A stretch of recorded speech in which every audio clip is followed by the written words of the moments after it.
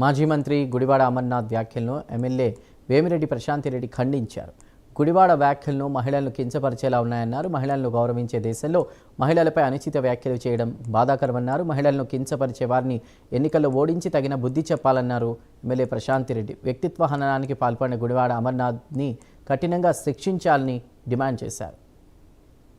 అందరినీ రాండి, ముందుకు అడుగేయండి, ఆత్మవిశ్వాసంతో రాజకీయాల్లో పాల్గొనండి అని పిలుపునిస్తున్న ఈవేళ ఒక రాష్ట్ర హోంమంత్రిగా, ఒక దళిత మహిళగా, ఉన్నత చదువులు చదివి రాజకీయాల్లో ఎంతో పోరాడి ఈరోజు ఈ స్థాయికి చేరిన మన హోమ్ మినిస్టర్ వంగలపూడి అనిత గారి గురించి వైసీపీ నుండి ఒక మాజీ మంత్రి చేసిన వ్యాఖ్యలు నిజంగా దురదృష్టకరం. ఇది ఒక్క వంగలపూడి అనిత గారి గురించి మాత్రమే కాదు, ఆమెకి ఒక్కదానికే జరిగిన అవమానం కాదు, ఇది దేశంలో ఉన్న ప్రతి మహిళకు జరిగిన అవమానం.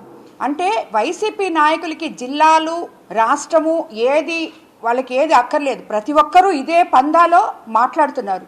వీళ్ళు ఈరోజు ఇలా మాట్లాడుతుంటే వీళ్ళ నాయకులు దీన్ని ఖండించకుండా వాళ్ళని ప్రోత్సహిస్తున్నారని చెప్పి నేను చెప్తున్నాను. దేశ మహిళలందరినీ